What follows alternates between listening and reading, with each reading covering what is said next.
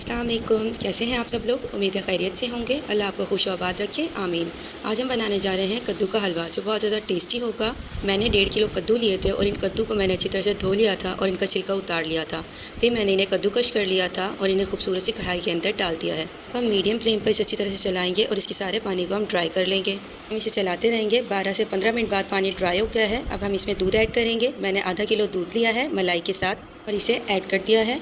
अब हम दूध को मीडियम फ्लेम पर ड्राई करेंगे। 12 से 15 मिनट लगेंगे दूध को ड्राई होने में और ये दूध खोया बन जाएगा। हमने चम्मच को चलाते रहना है। मुझे कद्दू का हलवा बहुत पसंद है क्योंकि कद्दू हमारे नबी पाक सल्लल्लाहु अलैहि वसल्लम को बहुत ज़्यादा पसंद थे और कद्दू में नेचुरली विटामिन सी और सोडियम पाया जाता है, जो हमारी हेल्थ के लिए बहुत ज़्यादा ज़रूरी होता है। तकरीबन 10 मिनट तक ये दूध ड्राई हो जाएगा और खोया बन जाएगा। दूध ड्राई हो गया है। अब हम इसमें चीनी ऐड करेंगे। मैंने 3 चम्मच चीनी ऐड की है। आप अपने टेस्ट के अकॉर्डिंग भी ले सकते हैं। मैंने चीनी यहाँ कम यूज़ की है क्योंकि आगे मैं इसमें बर्फ़ी ऐड करूँगी जो कि मीठी है। आप बर्फ़ी की जगह खोया भी इस्तेमाल कर सकते हैं। चीनी डालने के बाद हम चम्मच को चलाते रहेंगे क्योंकि इसका नीचे से लगने का खतरा होता है। अब मैंने इलायची पाउडर लिया है और वो स्प्रिंकल कर दिया है, जो कि खुशबू और टेस्ट दोनों को इन्हेंस कर देगा। अब हम इसमें बर्फ़ी ऐड करेंगे, जो कि पहले ही मैंने छोटे छोटे पीसीस में कट कर ली थी।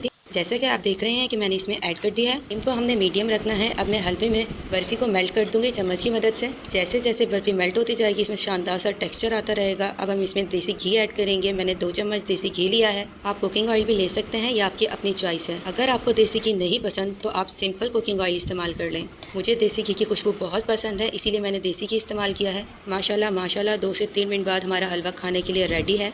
आप ये रेसिपी घर पर ज़रूर ट्राई कीजिएगा क्योंकि बहुत आला हलवा बनता है। मैंने गार्निशिंग के लिए इलायची पाउडर, बादाम और बर्फ़ी इस्तेमाल की है। माशाल्लाह माशाल्लाह बहुत आला सा हलवा तैयार हो गया है। अगर आपने अब तक मेरा चैनल सब्सक्राइब नहीं किया तो प्लीज़ ज़रूर सब्सक्राइब कर लें। वीडियो ज़रूर शेयर कीजिएगा। मिलते हैं नेक्स्ट वीडियो के साथ। अल्लाह हाफिज़।